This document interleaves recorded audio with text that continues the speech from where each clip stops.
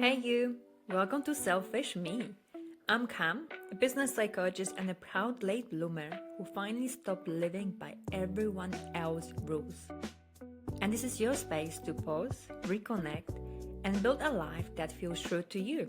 Because putting yourself first isn't selfish, it's powerful.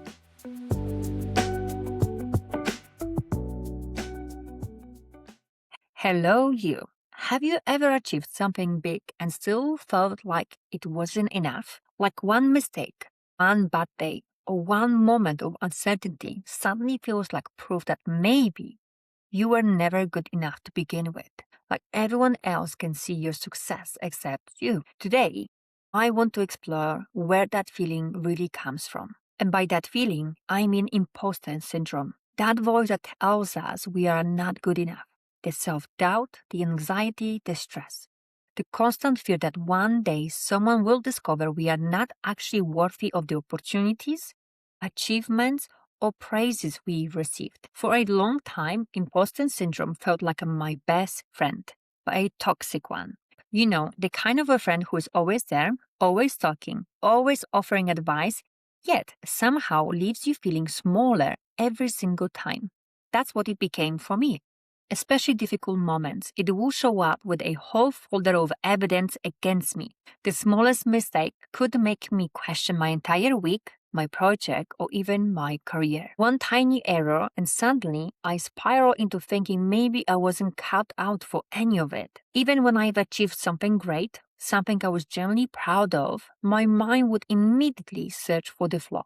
The one thing I could have done better, the one thing that proved I wasn't actually as smart or capable as people thought I was. I remember being given the opportunity to publish my dissertation, and I turned it down because I didn't get the grade I wanted. I felt ashamed. Even though my supervisor told me the research was strong and offered a perspective that hadn't really been explored in the UK before, even though they said I only needed to rewrite one section before it would be ready for publication, I could not see any of that.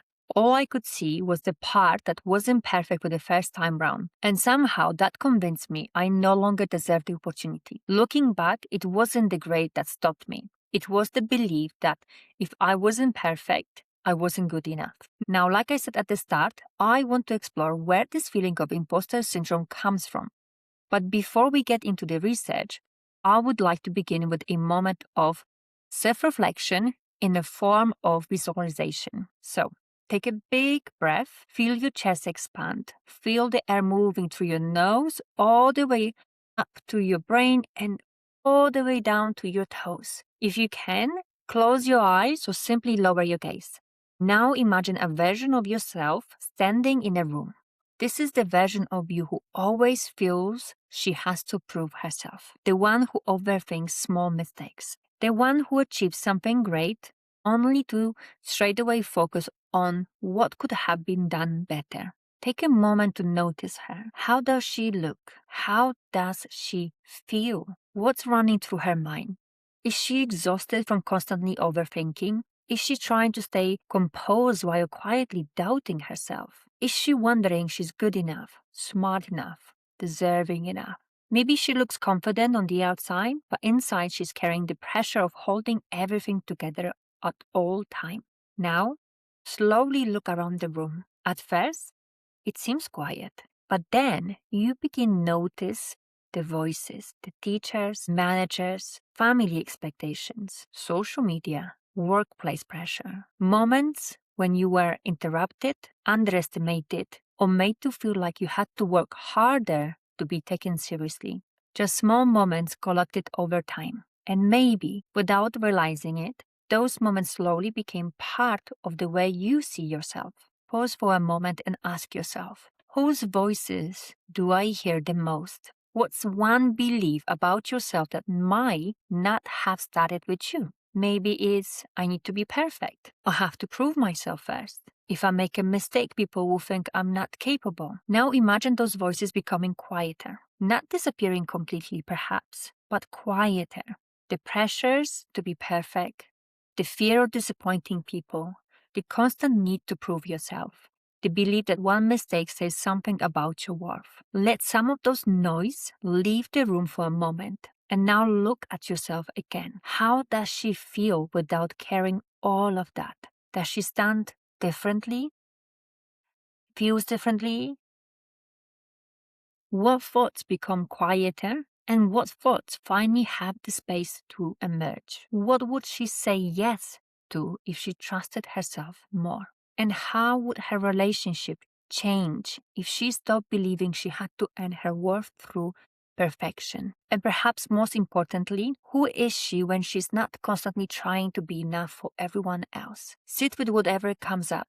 Because maybe imposter syndrome was never just insecurity. Maybe it was years of internalizing environments that taught you to question yourself. And maybe healing begins when you realize that not every thought in your head deserves to become part of your identity. Now take another deep breath in and slowly let it out. When you are ready, gently open your eyes. Take a moment to scan your body. Notice how you are feeling. Is there any tension? Any lightness? Did anything come up during that visualization that surprised you? Be kind to yourself. The reason why I wanted us to start with this exercise is because I don't believe women or anyone really are born believing they're not enough. I think many of us learn it slowly through environment that make us question ourselves, through being evaluated, compared, interrupted, corrected, or made to feel like we have to prove ourselves over and over again. And trust me, I have been there. There was a time when I convinced myself I wasn't qualified enough to pursue opportunities despite all the evidence suggesting otherwise. For example, after finishing my master's degree, I almost immediately signed up for a learning and development CMI course. Why? Because a recruiter mentioned that's what employers were looking for. And suddenly, I was convinced that I didn't know enough about learning and development. Never mind that I just completed my master's degree in occupational psychology. Never mind that it was technically a higher qualification. The funny thing, when I actually looked through the course materials, I already knew all of it. But instead of trusting myself, I spiraled. I was afraid to quit because what if I really did need it? But I also couldn't fully commit because deep down, I knew I was already capable. So, this internal battle cost me a few months and about £2,000 in the process. Not exactly my finest financial decision, but I know I'm not alone in this. I am sure you can think of a moment when imposter syndrome or that relentless inner critic stopped you from applying for an opportunity, celebrating a win, speaking up in a meeting, or simply believing you deserve more without having to work twice as hard for it. What fascinates me is that some of the most impressive women I have met experience this too. Women who lead teams, build businesses, raise families, chase dreams, and achieve incredible things. Yet they will quietly admit, sometimes I feel like I don't belong here, like I'm not good enough. And that got me really curious. Do we all experience imposter syndrome? And if we do, why? So I did a little bit of research to understand the background of how imposter syndrome came to be. So, imposter syndrome was first studied in the 1970s. Researchers focused on high-achieving women, and over time it became clear that people of all genders can experience imposter syndrome too. However, research consistently shows that women tend to experience this feeling more frequently and more persistently throughout their careers. And honestly, that raises some questions for me. Why was this one of the few areas where women became the focus of the research so early? Women were excluded from large parts of medical and scientific research for decades, yet somehow we became the case study for feeling like a fraud.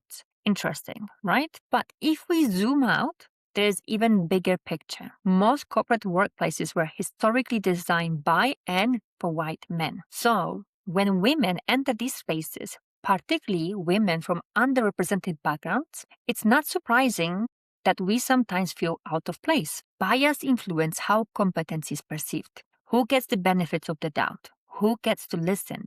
Who gets promoted? Who gets interrupted? Who is seen as a leadership material?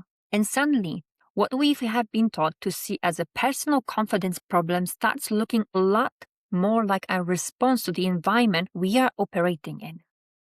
And that perspective changed everything for me because now we look at the environment, right? It's not only about us, but about the environment we are in. Yet, when it comes to ourselves, especially as women, we are often encouraged to do opposite. This links to something called attribution theory. The theory suggests that we naturally try to explain why things happen by attributing them to either internal factors like our skills and abilities and external factors like luck and timing or other people. Researchers expanded on this idea and found that people experiencing imposter feelings frequently attribute success to luck or excessive efforts rather than their own competence. So here's the question for you. Think about one achievement you are proud of. Promotion, degree, successful project, starting your business, getting through a difficult season. How did you explain that success? Did you immediately think, I earned it? Or did your mind jump into, I got lucky, I had help, it wasn't really me? Now, don't get me wrong, we all receive support from others. None of us succeed entirely alone. But sometimes we use gratitude to erase our own contribution. And I have caught myself doing exactly that. Recently, I found myself saying, I couldn't have done it without you. And I had to stop myself and ask, is that actually true? Because I did the work, I put in the hours, I made the decision, I carried responsibility. Would their support have made the journey easier? Absolutely. But was I incapable without them? No. And acknowledging that doesn't make me ungrateful. It makes me honest and it also gives credit to the work I have put in. But here's where I think the conversation gets even more interesting. Because when we talk about attribution theory, it's easy to think this is simply a cognitive bias, a thinking error that women somehow develop on their own. What if these beliefs aren't appearing out of nowhere? What if they're being reinforced every single day? A critical feminist reading of attribution theory argues exactly that. The way we explain success and failure doesn't happen in a vacuum. It's shaped by messages we receive from the world around us, our experiences, and how society responds to us. Research consistently shows that men are more likely to attribute success to their skills, while women are more likely to attribute success to luck, timing, or hard work. Now, think about that for a second. When a man succeeds, he's often encouraged to think, I earned this because I am capable. When a woman succeeds, she's more likely to think, I got lucky. That difference doesn't magically appear when we enter the workplace. It starts much earlier. From childhood, girls and boys receive different messages about who they are and what they are capable of. Girls are often praised for being kind, helpful, accommodating, and cooperative. Boys are often encouraged to be confident, ambitious, independent, and assertive.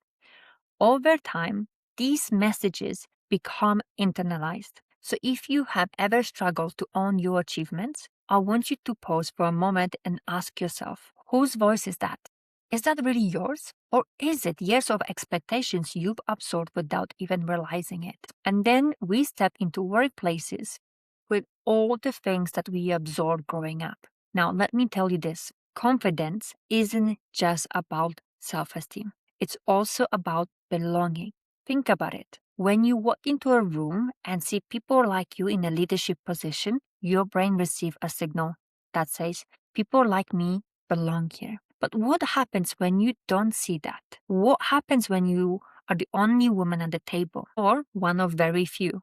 When every person making decision looks completely different from you? Nobody has to explicitly tell you that you don't belong. Sometimes the absence of representation says enough. And this is why visibility matters so much. Not because women need permission to lead, but because representation expands what's possible. Every woman in a senior role creates evidence for the women coming behind her, evidence that they belong to. But here's the frustrating thing. Even when women do make into leadership position, the challenges don't magically disappear.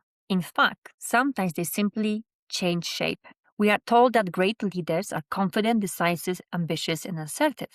But when women display those exact qualities, they are often judged differently. She's bossy, she's difficult, she is too emotional, too ambitious. And if you're a woman of color, those judgments can become even harsher. This is what researchers call the double bind, an impossible balancing act where you are expected to lead but not too strongly. Be confident but not intimidating.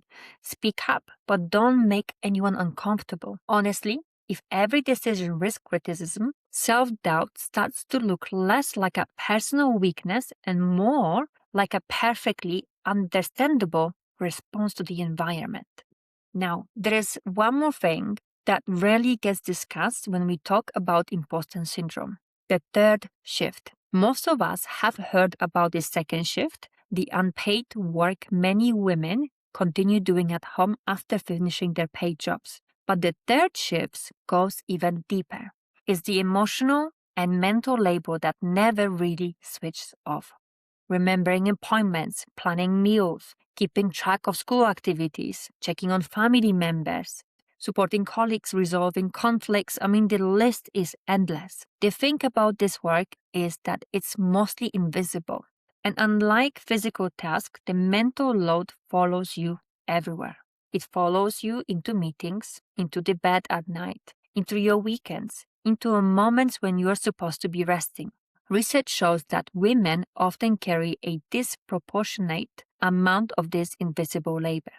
We also know that mothers in particular are more likely to experience interrupted sleep and ongoing stress as they juggle multiple responsibilities. And here's the connection that isn't talked about enough. How do you accurately assess your performance when your brain is already carrying so much? How do you celebrate your achievements when you're constantly focused on the next thing that needs doing? How do you feel confident when you're exhausted? The more I thought about it, the more obvious it became. Maybe some of what we call imposter syndrome is actually cognitive overload. Maybe women aren't underestimating themselves because they are less capable. Maybe they are simply carrying more than most people can see. The more I researched this topic, the less convinced I became that imposter syndrome is purely an individual problem. Because once we stop treating women as the problem, we can start asking better questions about the environments they are expected to succeed in. This idea was reinforced when I came across a Harvard Business Review article that stopped me in my tracks. The authors argue that we have become so focused on fixing imposter syndrome that we have overlooked the environment that it creates. We tell women they need more confidence, a better mindset, more coaching, another self-development program. But what if the confidence isn't the real issue? What if what we call imposter syndrome is often a perfectly reasonable response to workplaces that weren't built for women? The article also points out that the concept of imposter syndrome originated from research on high-achieving white women, yet it has since been applied broadly to women everywhere, often without acknowledging the very different barriers many women face. Because if your environment is constantly sending signals that you don't belong, then questioning whether you belong isn't irrational. It's a response. And suddenly the conversation changes. Instead of asking, what's wrong with me? We can begin asking, what am I responding to? What messages have I absorbed? What conditions am I trying to succeed in? Because maybe the goal isn't to fix ourselves, ladies. Maybe the goal is to understand the systems, expectations, and environments that taught us to doubt ourselves in the first place. Now, while I believe there is a systemic issue at play, I also know that many of us still have to navigate these environments today. So, what we can do: number one, get curious about the feeling. The next time self-doubt shows up, resist the urge to immediately label as imposter syndrome. Instead, ask yourself, what is this feeling trying to tell me? Write down the answer. Often putting your thoughts on paper can give you a different perspective You can distance yourself from a situation and can see what was lacking in the environment in the first place for you to succeed. And that information hopefully will give you the courage to ask for the resources that you need. Number 2, separate feelings from facts. When self-doubt appears, create 2 columns. How I'm feeling, column number 1, like I don't belong here, I'm not experienced enough, everyone knows more than me. And column 2, the facts. I was hired for the job. I complete the project successfully. My manager trusts me with responsibilities. Have them next to each other and see what you feel and what facts tells you. Feelings matter, but they do not always have evidence. Facts help you bring to reality and ground yourself. Number 3, create a tada list. One of the most practical things I have done is create a tada list. Whenever someone sends me a positive feedback, thanks me for my work or compliments a project, acknowledge my contribution, I save it. Because when self-doubt shows up, your brain forgets all of the evidence and don't rely on memory. Create a proof. I know for myself that my tada folder helps me get through tough moments. It's a small habit, but it reminds me of how far I've come. Number 4, change the way you speak to yourself. Pay attention to your inner dialogue. Notice the difference between I'm stupid to I made a mistake. One attacks your identity, the other describes a moment. Recently, I've been practicing this in everyday life. If I walk into a door or drop something, instead of calling myself clumsy or swearing at myself, I pause. Sometimes I literally give myself a little hug and say, it's okay, Cam, you're a human. Are you hurt? What do you need to feel better? It sounds simple or maybe silly, but self-compassion changes the relationship you have with yourself. Number 5, challenge perfectionism with one question. When you catch yourself endlessly tweaking or delaying or avoiding something because it isn't perfect, ask, what would good enough look like? Not perfect, good enough. The goal isn't perfection. The goal is progress. And last one, my favorite. Borrow confidence before you feel it. Many of us believe confidence comes first and action comes second. In reality, it's often the other way around. Choose one thing you've been avoiding because you don't feel ready. Apply for that role. Share that idea. Ask the question. Speak up in the meeting. Confidence isn't built by waiting. It's built through evidence, and evidence comes from action. Okay, as we are coming to the end of our conversation, I want to leave you with this. If you have spent years questioning yourself, doubting your abilities, or feeling you are somehow falling behind, I hope you remember that not every thought deserves to become a belief. Before you turn self-doubt into your identity, take a step back. Sometimes it's worth looking at the environment around you, the expectations, the pressure, responsibilities, the barriers you're navigating, the resources you are receiving. Next time you question yourself, ask, is this really about me? Or is there something else influencing how I feel? Also, if this topic has sparked something for you, I would highly recommend checking out episodes that explore self-doubt from a different perspective, like Stop Talking Yourself Out of It with Liz, a CEO who shares her experience of leadership, confidence, and overcoming her inner critic, and No One Told You Your Cycle Impacts Your Career with Dr. Hannah, where we explore how biology, energy, and hormones can influence confidence, performance, and how we experience ourselves at work. Both conversations offer different lenses, and they're equally super helpful. Okay, last thing from me, I promise. If you're enjoying having our conversation together, please click follow and leave a comment or a review. This helps other women to know that we are here for them, and I would really appreciate your support. Okay, thank you for spending this time with me. Bye.